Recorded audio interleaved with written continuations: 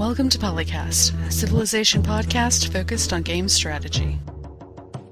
Canis Albinus, Makahlua, TheMeInTeam, Mega Bears fan. with guest co-hosts, TheChrisD, Josh. No, stop giving me little pop-up messages. I just want to open the conversation. Oh dear. Yeah, okay. It's on the blue snowflake, so we're on the right mic.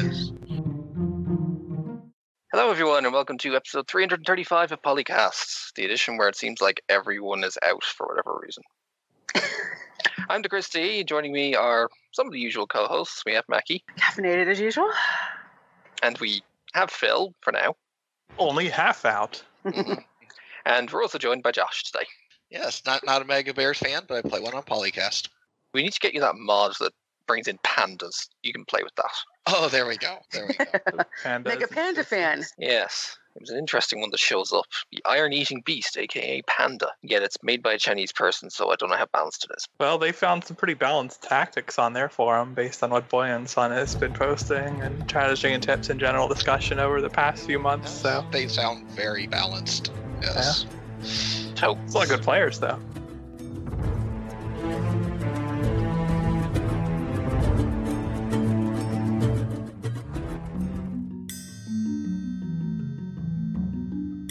Speaking of balanced, I guess we'll start off with the small details of the patch notes. By small details, I mean I'm scrolling like 4 or 5 pages worth of content. yeah, you'll be going through that for a while. I guess I'll start this off by saying, is there anything that jumps out to people that they want to cover in particular here? Because I don't think it would be appropriate to just read off every change. People can do that for themselves, but interesting things. I know that we can no longer tech exclusively by pillaging, for example. So that got... Well, yes and no. You can still do it if you're pillaging enemy campuses. Yeah, well, okay. It's not as easy. Yeah, it's not as prevalent as it was. Basically, yeah, pillaging the science and culture from the improvements was removed from every other civ, but Norway keeps it. Oh, okay. That's the reason to play Norway then. Yeah. And it's a little bit disappointing to go and pillage some iron and get religious points when you're not playing a religious game. That's true. Why couldn't it just give you gold, like in the old days? A lot of improvements do give gold now. Yeah, a lot of them give gold, and some of them now give faith. I can't remember what the spread is between. I think we did notice when there was the list, what was it, the gold for purchasing units has been increased, and I think everybody was thinking that's a Mali nerf. There's a double dose of it. The gold for purchasing... Oh, no, sorry, that's, I think, it's gold upgrading. But yes, the democracy was knocked down from 25 to 15. But they advertise it as a Mali nerf, even though it nerfs everyone. Yeah, if that was something that was specific to Mali, I'd see that you make more gold, but you can't, it costs you more, like it's inflation for Mali to purchase units. But you've done that to everybody now, and it's like, that's not going to help me when I'm playing anybody but Mali. What did you nerf them against? You didn't nerf them against everybody else because everybody got the same has the same problem. I think it would be inaccurate to say that the Mali specifically was nerfed based on that. I think the issue is really they just need to nerf the Gaza whatchamacallit rather than anything else. Yes. The unit cost going up, they said that across the board it went up by an average of around 33%. That, to me, I think it was the upgrade cost. That's the upgrade cost, yeah. That to me was a bit disappointing because it's like, I don't know what that solved either. It just makes war and stuff is just all that much slower. And it's just like, okay, well, now I got to sit back and wait even more turns. Not just, I already have to wait for my resources, but now I also have to wait for more money. I can at least see what they're going for with it, though, because throughout, really, most of Civ 6's existence to this point, building less expensive units and then upgrading them through the eras has been overwhelmingly the dominant move, because it's just that much more efficient. So bringing that in line does make some sense. The problem is I don't see enough that really makes it nice to build stuff, but at least in terms of making them more competitive with each other, it makes sense. It seems though like the Civ that's behind is just going to be farther behind. They're going to have a tougher time being able to, get back on par.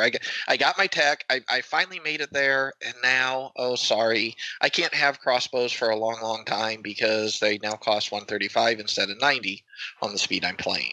It's like, what?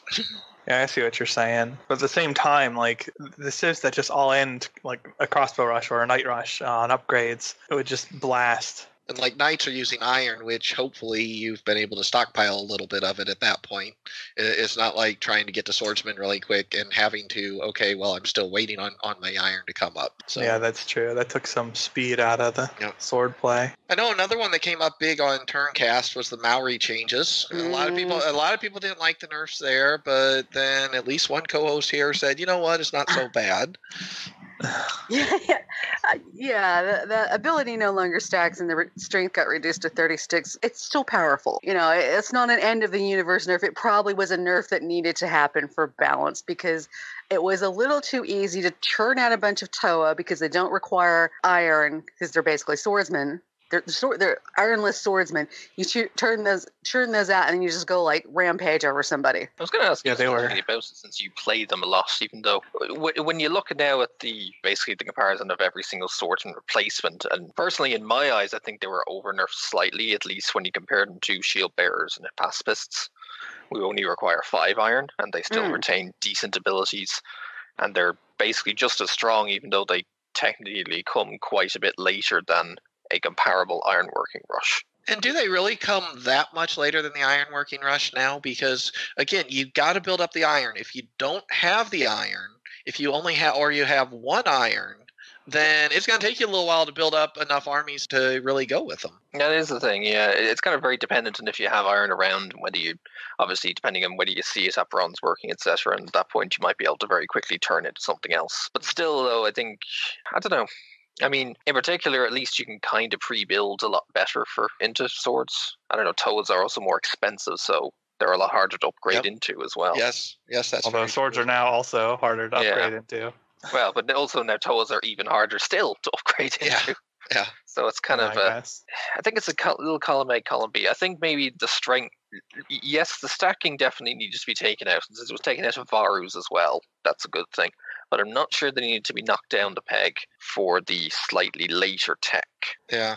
Especially given their price compared to their alternatives. It was always crazy to me how unpopular the India Civ was, considering how good Varus were. I think it's just because they were so slow.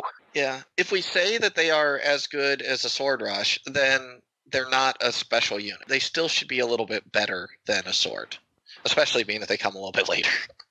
Well, they are guaranteed, and there's something to be said for that. Yeah, they are guaranteed, and they do still give the, is it -5 that they give on their ability? Yes. So they are kind of a 41 in a sense. They're 41 when defending and attacking in melee. When defending against range that isn't next door, they're still 36. Okay.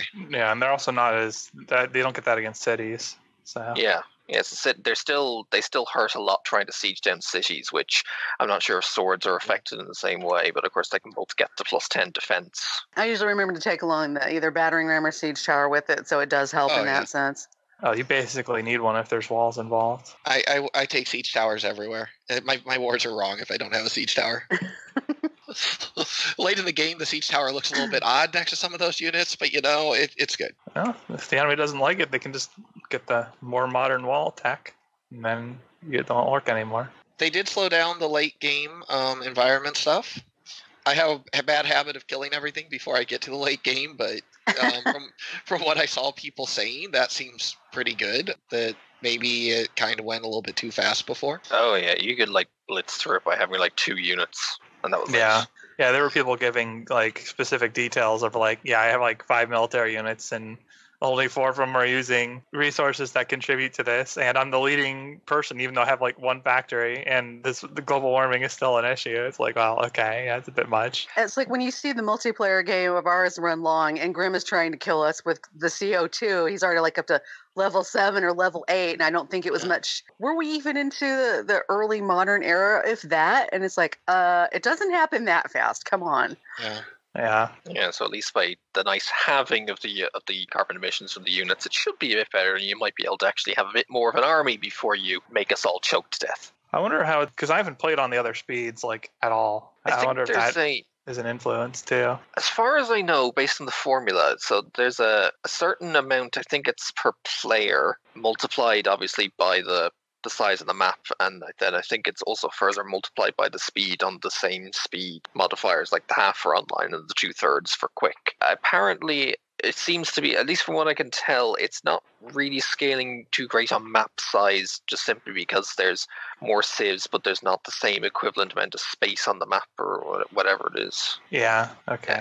I can't remember where it was mentioned, but it was something like that. So I think larger maps are slightly less balanced because you can kind of end up going through climate change quicker. But it might also be a case of the fact that they've removed the whole cranking up the natural disasters doesn't also crank up climate change. So that also might be another factor. Well, that would explain at least one game when somebody's like, hey, it's our first time with this thing. Let's turn it up to the top and see what happens. Ah. Yay! And then somebody didn't realize it was at the top and it's like, oh my god, this is ridiculous how often they give these things. What was it? I think the end of the game, I finally go, somebody said something about it and it was like, oh, okay, well, that does make a little more sense. This is what it's like when we turn it up to 11. This is supposed to be rare, and it's happening constantly in the same spots. They did do a couple of other neat fixes or things that people have been hoping for a long time. Barbs are going to be spread out more. I think I saw that they are favoring spots that barbs have not shown up. Yes, they are indeed. So before, hopefully it's no longer the case of, okay, I killed a barb, now I'm going to walk 2 spaces back to heal, and the count's back. They were bugged, right? They probably just fixed that too. It was that too, yeah. It seems, I think from the original bug is that it pretty much picked 1 or 2 continents and that's all they would ever spawn on. So if you're on the right continent, you had no issues. Otherwise, have fun. Yeah, because I don't know if it was last week or the other week in the multiplayer, I was on the right continent where I didn't get the barbs, and everybody's going, oh, all these barbs, and I'm like, I have no barbs. And thankfully now they also can't spawn GDRs. Just in case if you ever get that far along in the game. Yes. And suddenly it's like, oh hey, 5 barb GDRs are walking in. I only have 1 GDR. This is going to be fun. Naval units can no longer use tunnels. I'm very disappointed. That was such a great mental image of everybody, of the Inca using their tunnels and whoop, whoop, whoop, the boats through it. Yeah. It was kind of funny, but also a little bit, maybe they didn't think this one through properly. I'm sure all tunnels in history were built with a canal in the middle of them, obviously. Uh-huh. Especially back then. And not to mention the tunnels that were, a constant source of flowing gold for certain particular pillaging units. Thankfully, that's gone now as well. Yeah. AIs, they apparently reworked the AI a little bit. So, the AI's preferred victory condition, they will work a little bit harder towards it. So your warmongers will be a little bit more warmongery. Your science civs will be a little bit more focused on science and things like that. I haven't seen how that plays out. As far as I've seen so far, they still seem a little bit smushy, but, that's just maybe the way I play. The AI in general. Everybody is squishy. Yes. I am a little bit disappointed. It does say that they added beards to all remaining leaders that did not previously have beards. I think we should all go and put in a bug report that we're missing our beards because they are. There's a few of them that's still missing them. I mean, you look at Eleanor and the long flowing hair and you think there really needs to be a long flowing beard to go with that as well. Yes, an amazing long beard. Yeah, an amazing long blonde beard. Yes, it just makes perfect sense. We demand beards. There was an interesting one on trade that I think diplomatic favor, increasing the value of diplomatic favor. Limit number of items desired in a trade, set minimum value for traded items. I personally always thought that the AI was willing to give me tons for diplomatic favor, and I was more than happy, especially early in the game, to give them all my diplomatic favor for it. So, you give me good stuff, I go squish you, It seems like a good trade-off to me. Yeah, I'm not sure about that. I haven't actually had a chance to play yet, but I mean, it seemed I don't know how the favor needs to be made even more valuable. As it is, I already had them originally before, had them coming every couple of turns. Say, why don't you give me 20 favor and I'll give you this 1/4 of my gigantic treasury in exchange for it. And I'm like, no, I'll have my favor, thanks. Yeah, show up early in the game. I've got maybe 6 favor, but here's open borders, here's some gold per turn, and here's a decent chunk of gold. Would you like my diplomatic favor for your relic? Yeah, that too. But yeah, I don't understand why we wanted to go in that direction, but maybe I will at some point. Maybe it's to try and encourage people to maybe actually trade a bit more rather than hoarding it, and actually, trade things properly, unlike, taking advantage of their strategic resource trades, which apparently are still possibly a little bit broken even after the patch where they thought they fixed it. I've seen screenshots on r/civ of them saying, oh, you just got 6 oil here, have, several thousand gold for it. Okay, are they, did they at least fix the infinite money looping? They say they did. Whether they actually did, who knows? Okay. Yes. One other Civ-based change that I was really happy to see, at least, the Egyptian Chariot Archer does not replace the Heavy Archer anymore. It's an additional unit. Yeah, so you can actually build both. The Heavy Chariot, I should say. The Heavy Archer. Wow. Yeah, well, Heavy Archer. New unit, huh? But yeah, so have your Heavy Chariot still to upgrade to Knights, and you can be happy. I was very happy to see that one. Now you Plus, can it have a just proper lets you take a city chariot with it. It Exactly. gives them high mobility in the early game if you want to rush something out, too. That's pretty helpful. Although, with regards to taking cities, one thing they also did change is finally so that, if you're fighting an emergency war or a protectorate war, you will actually get grievances or warmonger for taking enemy cities. They finally got fixed that thing. It's only taken how long? Oh, warmonger. It's another game for AI loves you. Come on. Yeah. Just be on friendlier terms with everybody. Yeah. Or maybe they should just leave my city-state alone, so that way I don't have to ship, several modern armor around the world and then just run rampant through their lands and say, you can leave my city-state alone now? No. Okay, I'm just going to keep pillaging you. Eventually, So you can tell it's not Hearts of Iron.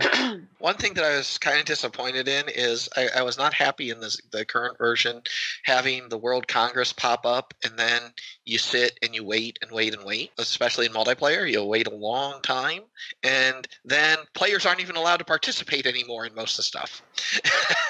Oh, sorry, it targets another player. You can't do it. I wish they would have rolled that back, but I really wish I saw bug fixes, and maybe they're in here, but I didn't see them. I wish there were bug fixes for the UI on that when people have actually accepted it would go on. You don't have to actually close out of the screen first. No idea. Haven't really seen it. There was one major bug fix I'm really happy for is that grievances decay between dead civs. Thank goodness. There goes the permanent -10 loyalty problem. Oh, that was so Oh, yeah. What the crap? I mean, it'll still take a while for it to go down. If you're the kind of person like me, you would end up with like 500 or 600 by the time I'm done finishing them off. But at least finally it'll tick down. I don't want to have to stick my governors down in some back thing of my civilization just because it's like, we used to be someone else. We got conquered. We constantly remember that at the same rate that we've always remembered it. Yeah, because in real life, conquered people have remembered that, we got conquered, but they chill about it after a certain amount of time. Yeah, just a little bit. They'd be like, maybe this new city is actually better. They, give us amenities and improvements and stuff. It's no longer a Dublin. I'm not sure what else they fixed on this, but apparently they've brought out the basic bit of the world builder. If you edit a file somewhere, you can go world build things. It is nice to see that return. Yeah, People do love to do map building. Yeah. It's not something that I do much, but it's a feature that I like to see there because I like other people being able to do it and see. And plus, now people can set up maps that are more balanced if you want to actually play a balanced map. Yeah, some people care about that. What's more balanced than the default base game 6-arm hexagon thing? You get some variety, but no, you can't beat that in balance ever. Ha ha ha. But yeah, that's exactly it. I might not use it, but I'm happy to use the results of someone else's work. Yes, absolutely. Well, I'll just sit there, stare at the workshop, and wait for the maps to show up. I think the final thing that maybe you've noticed is that while I think most people have done the shift enter to force end turn issue, or the devs were originally calling it an exploit, even though it's just kind of it's like I didn't want to do something or I couldn't do something, so I need the turn to end forcibly. But they changed it ever so slightly so that you no longer can gain a ton of production overflow by doing it. So you can no longer sit there with an empty city for 20 turns and then instant build a wonder, for example. Not that I did that before. The only thing usually for me it's just a case of I don't want to build something this particular turn, but I have a tech that's going to unlock something next turn. So how about you just sit there and do nothing? Especially because even for me it might be the case of it's early enough in the game where it's too early for the districts to actually be doing a project, or it's a case of I don't want you to start building a builder because you're going to increase the cost for all the other builders, or don't start building a unit I don't have the resources for it, or the unit's literally just about to upgrade, so why even bother starting, sort of thing. Yeah, I'm one turn off of getting this tech, which is going to let me build better units. Can I just wait one turn and build the better units? I'll willingly give up one turn worth of production just for that. Don't label it as an exploit, please. It was never an exploit. I still don't like how they handle ending turn, unending turn in multiplayer. Like, I still miss how they implemented that in Civ 4. How did they do it there? Even after you ended turn, you could still give orders. Oh, okay. I guess it's Without just like having to manually unend. I guess it's just a case of this time they just want to make sure that, everything that has gone through so they can properly sync us between all the players. Last thing we need are more desyncs. Why is that an issue now, more than 10 years later? I don't understand. Who knows? In vanilla Civ 4, desyncs were an issue, but by BTS, it's still the most stable Civ multiplayer experience in existence as far as I'm aware. Desyncs haven't really been too bad for us lately. I know last week we had one or two when I moved to the new computer and found out that I had some updates that were running in the background, and I was hosting, and we had a problem at that point. But other than that, it's usually we only have one, maybe two. We have a guy who sometimes plays with us, and he was playing on satellite, and he would get more desyncs than other people.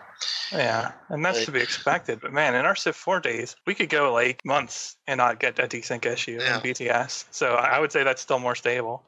Well, that sounds a lot more stable, yes.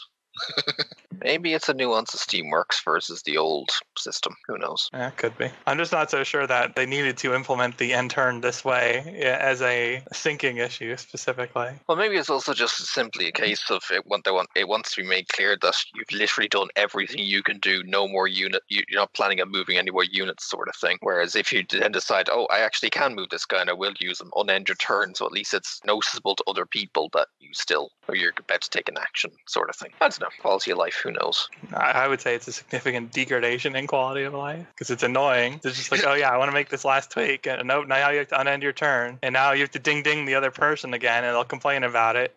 And sometimes you're doing it on purpose, but usually you're not. Usually you just wanted to make a tweak and end your turn again. But no, now they have to hear that crap unless they turn it off. It's unnecessary. Yeah, and then when it's not even the person particularly trying to do it to you. It's just crazy when it's I already feel pressure enough. I don't need this constant ding ding ding ding ding ding. Says the guy who usually ends up in war while everybody else is still at peace. And then wonders why he's getting dinged. Yeah. Do you remember that one? Yeah. Oh, you were talking about you. Okay. Feels like, oh, wait, not me. It feels like, wait, me? Well, I do tend to end up at war sometimes. You tend to play a lot faster than everybody else, too, so it probably doesn't happen to you as much. Yeah, that does wash it out a bit. I do play pretty quickly. But I'm certainly at war, usually early and often. Yeah, I was just going to ask if anybody had any others. There was one other one here that was big on for the forums, and I think was part of our discussion last week, was about city-states and walls and things like that. City-states will now, on Deity and Immortal, start with walls. Well, I guess they implemented the mod solution. Yeah, let's stop running them over, right away. I kind of wish it trickled down even further still. Yeah, I agree. I think Emperor could at least use it. They also add additional melee units to city-states at the higher difficulties, so they do get more melee units as well. Oh, okay. So that'll help, too. If the Deity AI gets the additional melee units, I don't know why the Deity city-state AI wouldn't get them. I was going to say, wasn't it the case that they had the city-states it was literally 2 melee and that was it regardless of the difficulty level? At least now they have something to compete with the AI starting with the 6 melee units. Yeah, plus it'll make it less obvious for a player to just smash a subpar city-state for a free city with some units they were building anyway. Well, unfortunately, Dan's not here any longer, so we can no longer be going crazy about how Canada has more production from mines in the cold stuff. Why would anybody want to play Canada anyway? I know. We're not even a real country.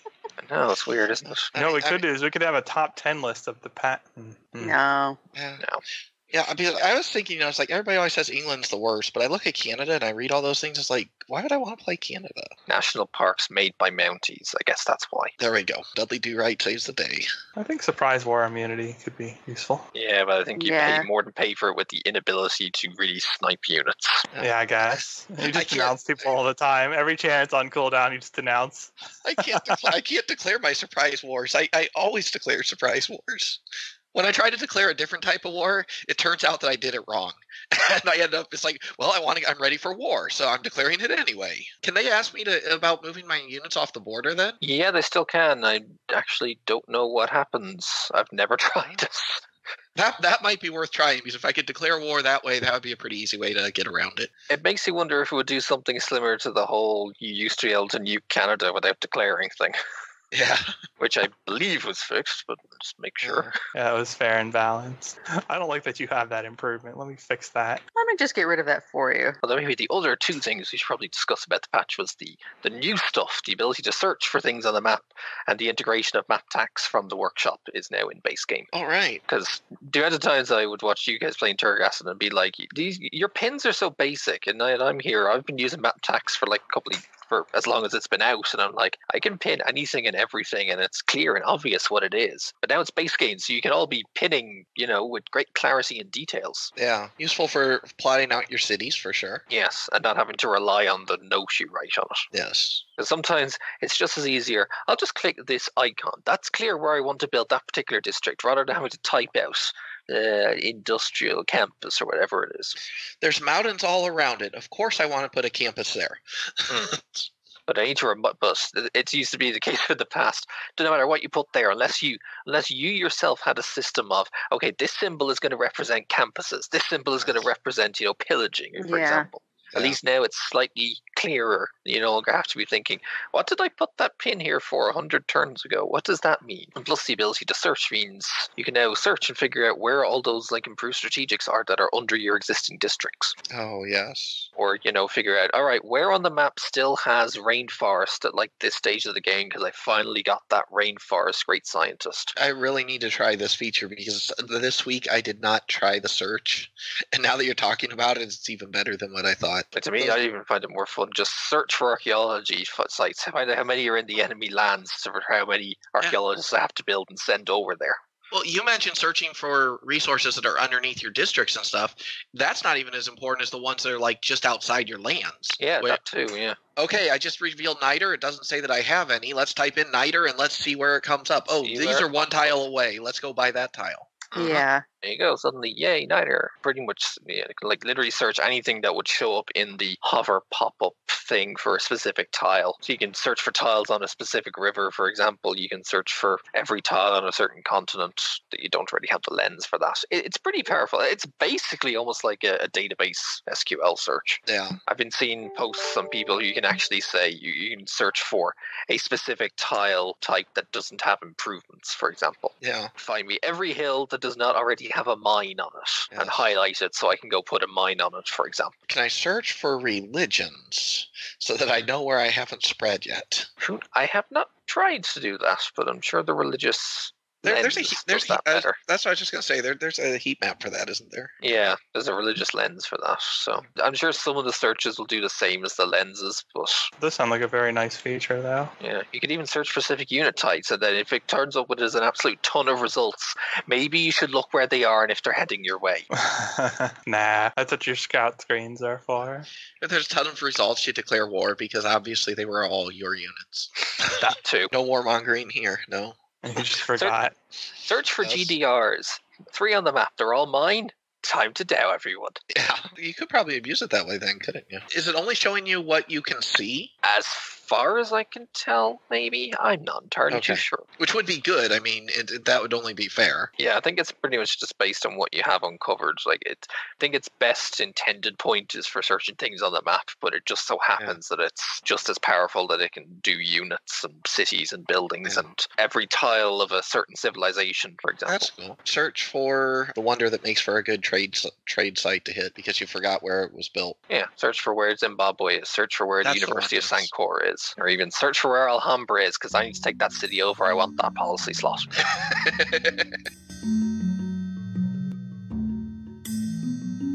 So, our first non-patch topic is cross-platform cloud saves.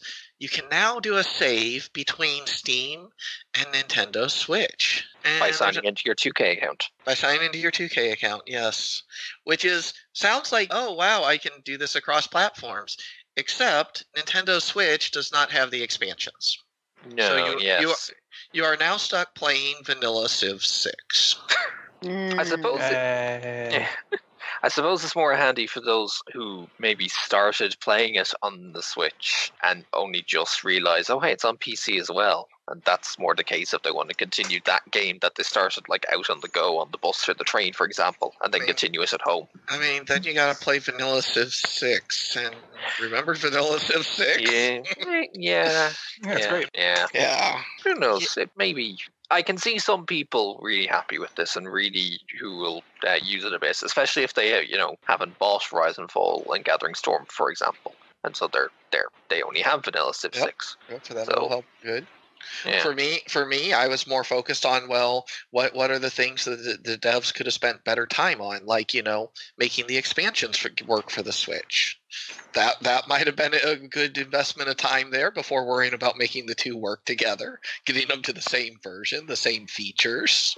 I still think it is going to be a case where the PC will get it first, and then it will be, unfortunately, have to be backported simply because of OS differences or implementation differences, just how it is. Although I thought Asper were supposed to have Gathering Storm pretty soon, if not at release, weren't they? I'm not sure. I don't know. They always make all kinds of promises. I mean, they don't have Rise and Fall yet, so still don't. Are they going to have them both? Are they going to do them together or something? Maybe. That's what I heard. I'm not entirely. It's been a while. I can't remember where I read it.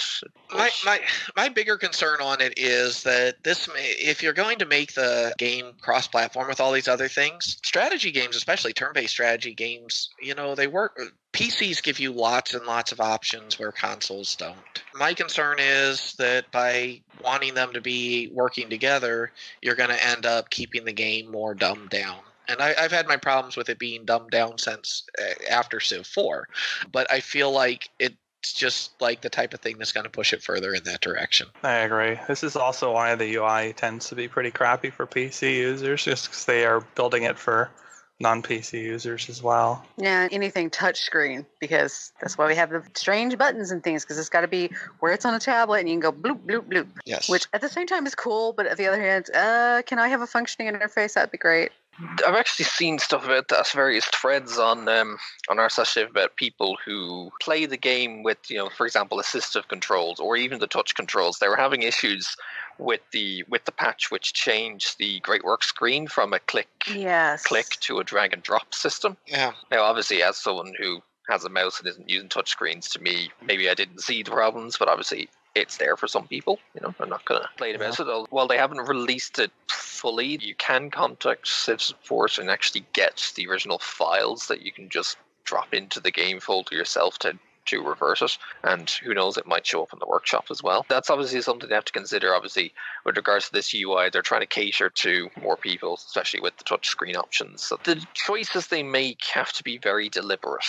It's not like back with Civ 4, it was like, the massive section down bottom with what seemed like 20, 30 buttons sometimes. Now that they're trying to make it more accessible to a lot of other people, they're going to have to make a few changes to the UI and also have to be very considerate of what they change and when. Yeah. But then a lot of those buttons are actually useful buttons, and then we all lose out on them because they want it to work on the console. Yeah. True, yes. Or, I know one of the big complaints that comes up a lot is the tiles on Civ 6 and Civ 5. Civ 4, things were smaller. It kind of created for you a bigger world, because if you go tile by tile, you had a bigger world.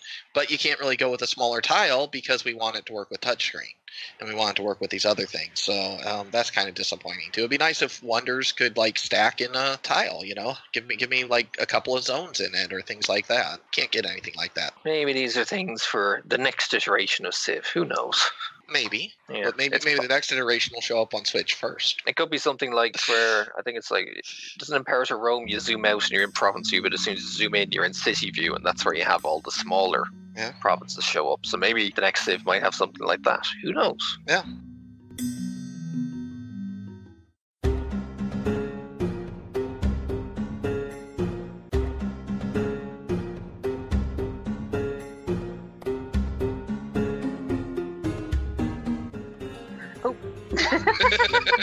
Whoops. Yeah, so over on Civ Fanatics we have Comatose Dragon. Well, wait a minute. How you do passing topics if you're a comatose dragon? Anyway, asking why do people want balanced civilizations? Because he's simply thinking about it, and there's a lot of recent posts calling for CivX to be balanced in relation to every other civ, and he's like, why do we want them all on the same playing field? Are he's like, he's thinking of it in terms of as if the civs weren't balanced in comparison to each other, it's like a handicap. Which I can kind of sort of relate to that, because me playing Australia and the Maori frequently is on a higher difficulty. It's easier for me to cope with the difficulty because they have some built-in strengths to them. So but he's saying that why do we have to have them all balanced? Why can't we have some civs that are kind of a little weak, and then it's a challenge to play them on a higher difficulty, or like I do, here's one that's kind of good, and you can start trying to learn how to cope with the higher difficulty level with these guys. Did Australia take a nerf? They did relatively early on, but they're still pretty powerful. Their bonus they're still really powerful, right? Yeah. Their adjacency bonuses used to be +2, +4 for the high appeals. Now it's just +1, +3. And I think more recently they've also taken a nerf in the city liberation bonus production from 20 to 10 turns. But other than that, they still have you get double production if you're declared upon. They still have the lots of extra stuff for on districts for appealing tiles. So exactly, and I've played them a lot lately because of getting back into Civ 6 for Gathering Storm. I'd went away from it for a while, so I played them quite a bit. And I guess that's kind of what I'm looking at here is we're saying balance, but balance still is not. I mean, being on the same playing field and being perfectly balanced are two different things, and I don't think that anybody's going for perfectly balanced. I mean, even if you do. Possible. You can always work towards it, but unless you make them the exact same, it's never going to happen. So there's nothing wrong with working towards being a little bit more balanced, but you're still going to end up with your stronger civs and your weaker civs, and ones that are stronger at certain things. I mean, hey, you're not doing good with science. Why don't you go try a game as Korea? See how you do. There are options there where I guess how balanced are we looking for here? And how much balance do people really want, I guess? I think the main thing, at least in the thread, that maybe the OP has maybe kind of looked over, it's possibly less a case of direct balance and more a case of giving civs their own niche and where they excel on, what sort of maps they excel on, what sort of terrain options they tend to excel on, or even who their opponents are, for example. Like, Mongolia will do great on a nice flat Pangea where they can send trade routes to everyone and then suddenly wander in with cavalry that have a +12 combat advantage. But stick them on an archipelago and they kind of have issues. Yeah, because we've always had that in a sense. We've had some civs that are better for a naval game as opposed to a land-based game. So if you're picking an islands map, you pick somebody like Phoenicia or Indonesia or even Norway. Yeah. I like how no one says England. England. I almost England. said Take England. look, I almost said England, but I'm really thinking of like Civ 5 England. Yes, I want a trade agreement with England, though. So we're trading Lizzie and Vicky or something. So just want an England that's decent. Even Civ 6 Vanilla England was fine. The Civ 4 island map with Portugal was a whole lot of fun. It was different. It wasn't something I wanted to do often, but it was a whole lot of fun. Similarly, Civ 5 Polynesia. Yeah. There you I just go. wish Civ 4 Portugal's trade routes weren't gimped until you got us like the normal naval attack. Yeah. But yeah, you definitely had an advantage. But man, that maintenance in Beyond the Sword was nasty. It definitely wasn't perfect, but it was fun. Oh yeah, sure. It was definitely a different game too, which is nice. Yes. And that's another thing too. I mean, we say balance, but when you say balance, do they have to be balanced on everything? Because different people being good at different things is a lot of fun. It gives you different styles of games to play, especially after you've played a while and you can play the base game and it's just like a boring base game. You don't want to repeat the same thing every time. I just think they need to be in the same ballpark. I agree, and I agree with what Mackie said, too, that there should still be some that are a little bit stronger. One of their comparisons in this thread was a baseball game, and they're talking about the best teams, and they're talking about in the league, and they're talking about the worst teams in the league. And if you want a rougher slog, you play as the worst teams in the league, and you see what you can do, and you let your human nature take over and beat the AI. Hey, I can give you the racing game equivalent If you play the F1 game, you want an easy game, just pick Mercedes. Yeah. You want a really hard game, you go back a few versions and you start driving the Marussia. You want a really hard game. Yeah, you want a medium hard game, you can pick Williams for this year. Yikes. Well, That's what we're saying is in other games we have the equivalent of sort of it's not balanced because it's not supposed to be specifically balanced, and all the different teams in the sport game type things are giving you a different challenge. And even with Civ, we have some Civs that are definitely stronger than others. We say sometimes about certain Civs being in the X tier, and that's the kind of thing that is going on here. They're not all going to be ever be in the same tier. Yeah. That's not a bad thing. It would take far too many tweaks, far too much play testing to get every single civilization in the state where every single bonus is like directly comparable with everyone else. It would just take too much. I don't think you could do it with so many Civs. I think it is untenable, especially with different map types too. You could really only do it with like 4 or 6 Civs, so you pretty much like maybe you could do it in Civ Rev, for example, but and go full StarCraft on it. Yeah. That sort of thing, or even even StarCraft 2 balance, you might not say, might need a bit of work. Who knows? They get there though. It's a different kind of game, and they are going for that though. Yeah, that's the thing. In contrast to Civ, where it doesn't really make sense to go for it. Especially in particular, it is possible also for you to play around your weakness. If you know your Civ, okay, my Civ, it's probably going to hurt in sciences without a bit of an effort. So, go build a few campuses and try and make sure they're good so you can actually keep up with that too. Yeah, take some cities that already have campuses. While everyone else is focusing on building the campuses, you're there making an army that just walks in, touches the city, and it flips to you. Yeah. That's the way to go. Yeah, there's also the way that the game's going to evolve away from you. You don't need it imbalanced to the point that every time you get to the other continent, Shaka has run over everybody. And nobody else exists. You do need at least that much balance, but that goes back to the be in the same ballpark. I don't mind the fact that if I see Shaka on the other continent, I go, oh no, I probably got a strong Civ. And then one day he's going to get beat up because he didn't have a very good start. And, you get that little bit of variety. And it's like, oh, well, now I got to prepare for Korea because, they had the tech and they wrecked everybody. They one-shot everyone to death. Yes. Even with the Civs we have now, some of them are powerful in different points. You may have to endure a slow start, but then later on you're going to steamroll everyone. Yes. Those tend to be the weaker Civs. And Kianis, who's not feeling well but is with us in spirit right now, is saying, Stealth Rock, most imbalanced mechanic ever. Yeah. That's one of those different league things that didn't need to be in the game. That's why there's so many spinners in both Pokemon and BattleBots. Man, not when it was introduced, though. My gosh. It was interesting in Gen 4. Let's go with that. Yes, interesting. Quite.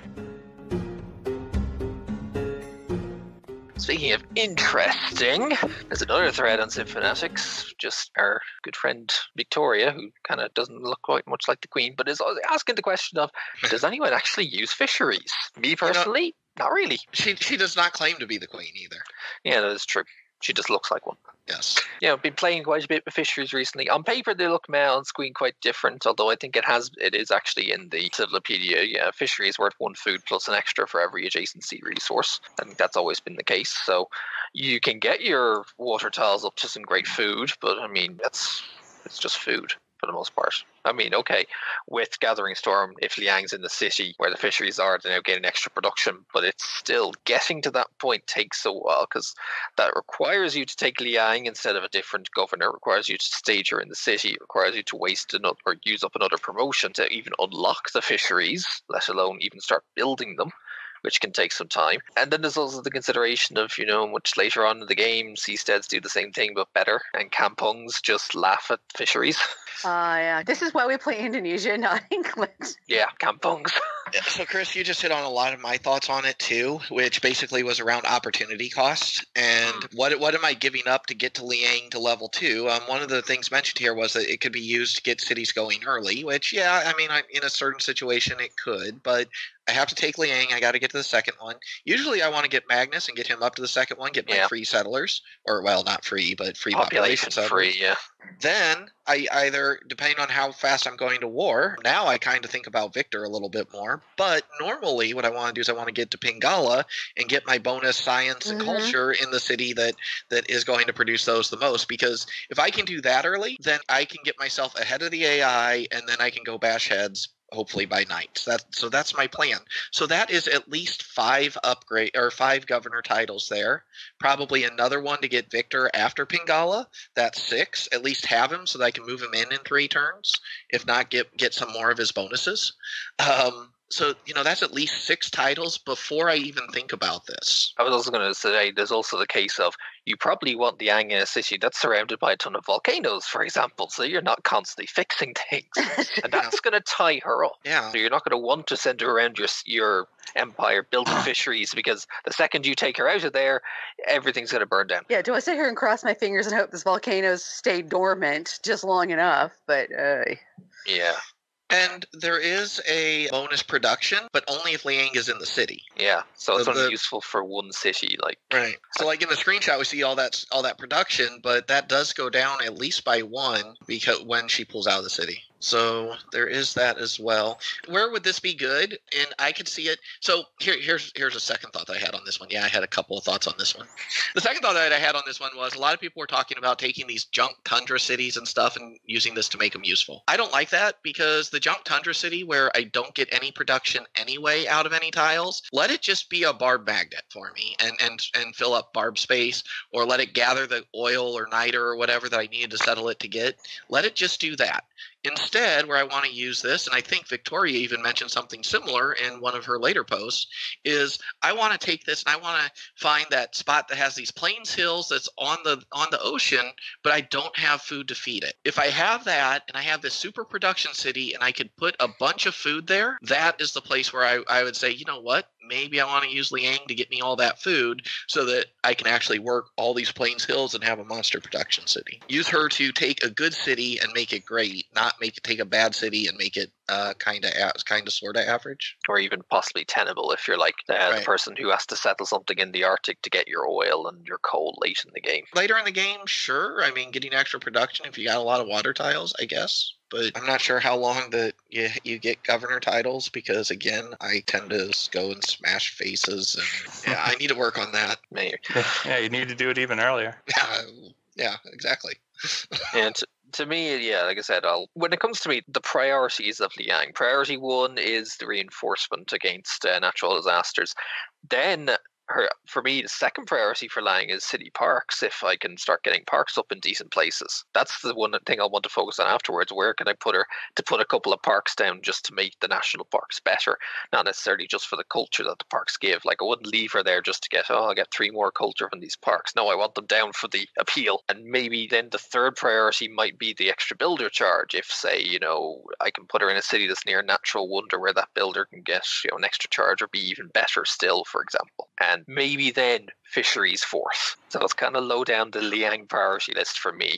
However, there are a couple of starts. For example, I even say even for the Maori, the first city of Maori, Liang can be great there. If you find a really good spot, you're more than likely going to still be coastal and have a lot of sea tiles. Yeah. So you might be able to get most of your food from there while you're getting all of your culture and faith from the land tiles that you're not able to chop. Yeah, there was a spot like that in a game we played the other night that if I had been able to go down there sooner, it would have been, there was a ton of sea resources. I could have put the normal fishing boats on top of them, expanded the borders for that capital so fast, and if I'd had Liang, I could have went and stuck in fisheries in between for all the food, which helps the population, which are then going to start working the moray boosted tiles. Yeah, I could have had a massively big city early on, but I was on the wrong end of that continent for that. So pretty much it seems like it would be a good thing to keep in the back of your mind, keep it as something it's a tool to have in your arsenal for that game where the game kind of dictates it and you don't want to just throw the game away. But probably not something I'm going to start mixing into my main strategy anytime soon. Yeah, and the same for me. Like they're so limited in use. If there's not enough food there, I might buy a tile around and try and find. I might buy a few flat tiles nearby and just go for a farm triangle instead, rather than trying to go the governor route. I like the creativity on it, and I think that it could be useful in some cases. but I'm not going to make it a main strategy. And I don't think that she was saying that it had to be a main strategy either, to be honest. No, not a main strategy, but just more the case of does anyone even use them right now, because they're It's just making one at all, yeah. they're worth a lot of food, and that's pretty much it. And while food's great, you still need the other stuff to go with it. Like, at least the Inca have that going. They have the food from the terrace farms. They also have the production from the terrace farms and the mountains and the aqueducts. Yeah, I think that's one of the other things that was pointed out here, too. I don't remember if it was in the original post or not, was that while you get all this food, they don't give you any housing, so you're getting population with no housing. So That's you have to the get that negative elsewhere. for them as well. Liang can get a bonus on her next upgrade after Fisheries, but Yes, she's on that side, but that requires you to be building neighborhoods or aqueducts. Neighborhoods quite late game and are spy magnets. on the island, there's no room for a neighborhood or That possibly too as well, and especially if you're settling somewhere that has a lot of coast where you want to probably put fisheries down, you're probably not going to have a mountain to put an aqueduct near for an extra housing from her either. So yeah, TLDR, no. I wouldn't go as far as no. I still think that it's a good thing Okay. to have in the back of my mind. Not for anything normal. Not for any of my normal games, but still something for I get stuck with land that, could call for it. Don't forget that fisheries are a thing, and maybe you can make... I like the idea of the giant production city that is fed by it, and I feel like if you could get a super production city, it might even be worth the 2 governor titles. I know that's a big price to pay. It might not be worth it early, but it might still end up being worth it. Might be if you're on island plates and you can't get a production city otherwise. Well, sometimes I get stuck with no production cities, and it's really annoying. And it's Yeah. like, well...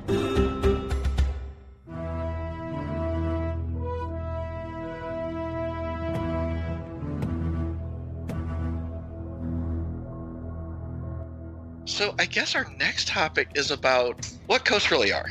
So we've got a pretty good-sized write-up by Bieber here. Ooh, how do I summarize it? So I guess he's pointing out how people want coasts to be better than they currently are.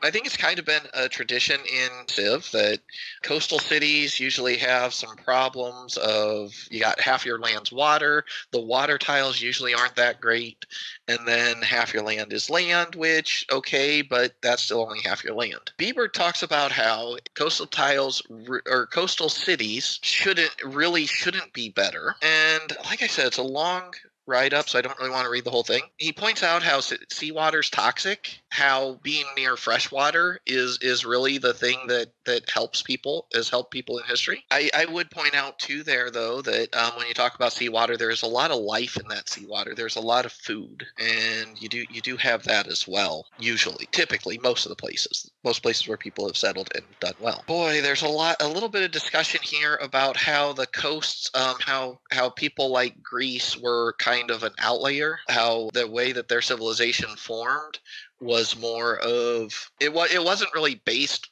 it wasn't because of being on the sea that they were formed, I think would probably be the way that I would sum it up.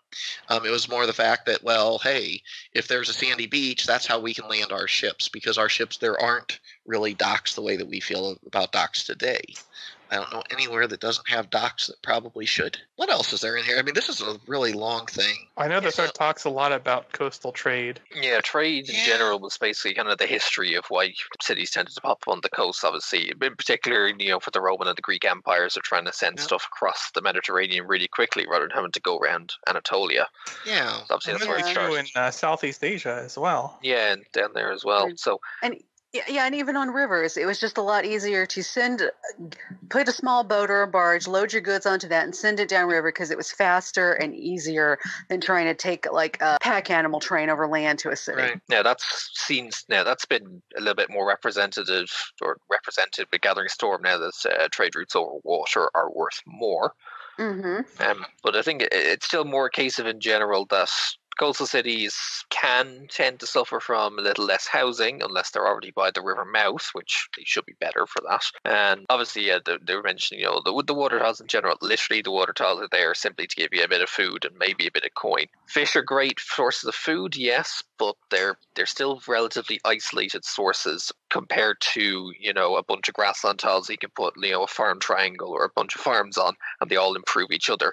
Whereas fish don't tend to improve each other unless, as we discussed earlier, you get fisheries, which no one ever thinks about. Then there's also the case of the water tiles are a little more dead because the only thing you can stick on there are harbors and water parks in the late game. Otherwise, that's it. Everything else got to go on land, which kind of makes a bit of sense. But in particular, especially, you're also tend to lack production because there's very little sources of production from the sea. Maybe it's just more a case of it's the potential gold earnings from said city should probably offset the fact that you're getting less production, because you can then use that money to fund just buying things, but even then they might take a while. Like shipyards can sometimes take quite a while to produce. Tends to be one of your big sources of production for a coastal city once you get that shipyard up. Yeah, grand. Lots of production now, but it's even getting to that point can take a while.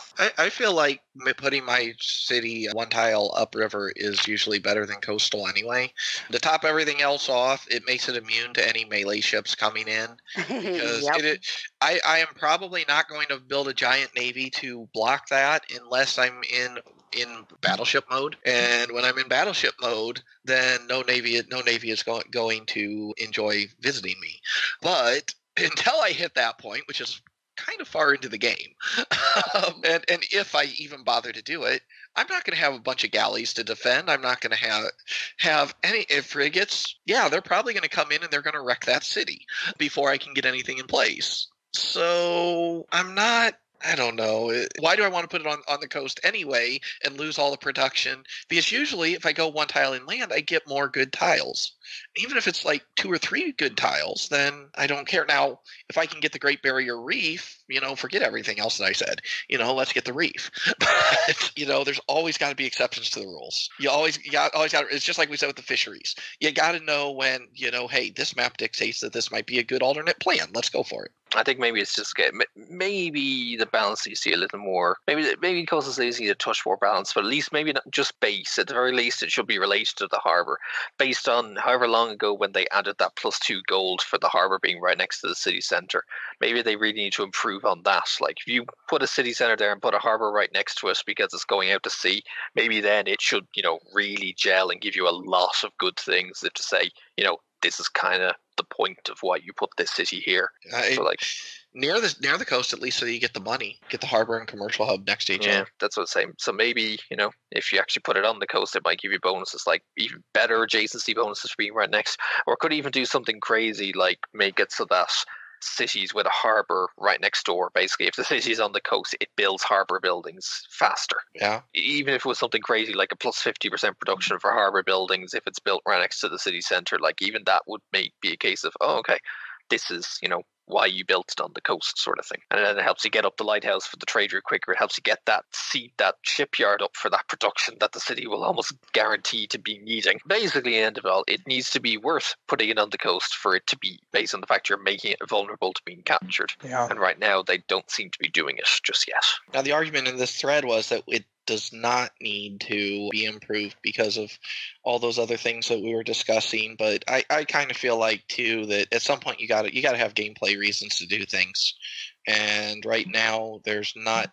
If all things are equal, unless, like I said, like a very special circumstance, I'm probably putting it one in from the coast. If I'm playing Australia, where I'm getting a bonus on the coast, I might consider it. But most of the time, I'm trying to go one in, probably along a river, because rivers are so much more awesome. Yeah, there's a couple of posts in the thread. Like I think a clue with that has a suggestion for several suggestions now to make them better, like making fishing boats full housing rather than half. The better production for harbors, a free trading post at the lighthouse, have the harbor buildings get the production bonuses from industrial and military city-states, or even have Liang make it easier to repair things that get broken. Or there's another post on UW has for trying to figure out how to separate the military harbor with the trading harbor, for example. So you could even have 2 coastal districts, one which obviously is the current harbor, which has the lighthouse, a warehouse and a shipport, for example, and then you can have a dockyard for your shipyard, your galley production, your dry dock and all that sort of thing. Yeah. And also maybe make it so you can't put harbors in one like tiles. That's just a little stupid. And there is a question too then, is it just the city that it needs worked on, or is it maybe the coastal tiles and stuff? Do they need to do something a little bit different with them?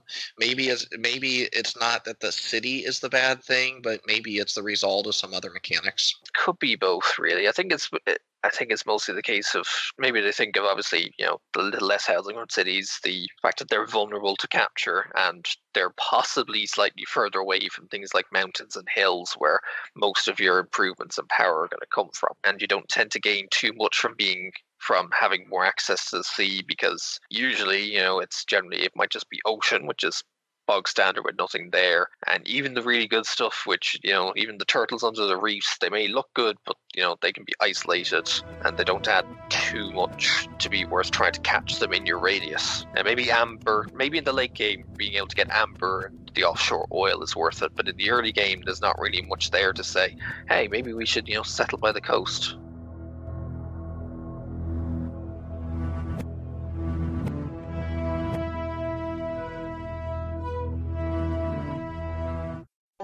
Call in today. In North America, the number is 301-637-7659.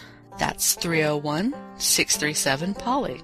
In Europe, 44-121-288-7659. That's 44-121-288-POLY.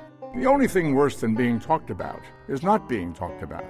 For more information on PolyCast, our sibling shows, or about PolyCast in general, log on to the series' official website at ThePolyCast.net.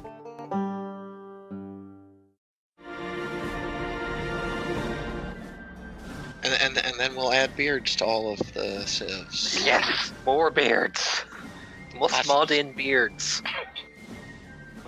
Well, this has been PolyCast episode 335. As usual, I'm Makahlua, joined by TheMeInTeam. My delegation is also coming. Prepare yourself. And guests TheChrisD. I'm going to go and get some paprikash now. And Josh. I am playing like Canis today. I don't have a good outro message. Filling in for Canis too. There we go. There you go.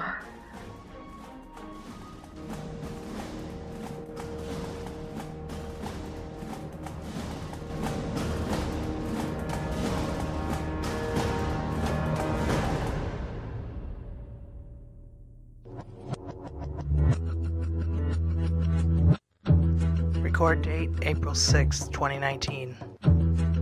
Civilization 4, 5, Beyond Earth, and 6 sound clips copyright Take-Two Interactive. Copyright the PolyCast at thepolycast.net.